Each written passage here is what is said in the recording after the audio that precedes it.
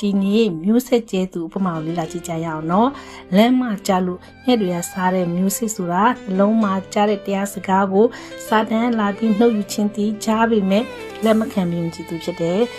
မြေတင်တက်ပေါ်တဲ့နေရာမှာကြားတဲ့မျိုးစစ်ကကြတော့တရားတော်ကိုဝမ်းမြောက်စွာချက်ချင်းခံယူပေမဲ့နှလုံးမှာအနီးမဆွဲတဲ့အတွက်အမှုကိနေရင်ဆိုင်တဲ့အခါမှာချက်ချင်းဖောက်ပြန်တဲ့ယာယီခဏတာဝမ်းတာအာရလက်ခံမိမဲ့ဆုံဆန်းချင်းနဲ့တွေ့ကြုံလာတဲ့အခါမှာလဲကျသူဖြစ်တယ်။စူးပင်ကြောင့်အတိမတိနိုင်တဲ့မျိုးစစ်ကကြတော့တရားစကားကိုကြားပေမဲ့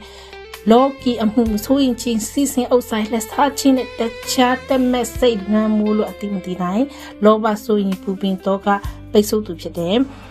ကောင်းသောမိမှာကြားတဲ့မျိုးစစ်ကကြတော့တရားစကားကိုကြားပြီးခံယူကအစ30 60တရားပွားများပြီးအတီးတီးချင်းတရားတော်ကိုကြားတာနဲ့နားလည်လက်ခံယုံကြည်လိုက်ချလို့အရာရာနဲ့အောင်မြင်သူပြောတာဖြစ်ပါတယ်မိတ်ဆွေဘောဘယ်လိုမျိုးစားခဲ့မှာပါ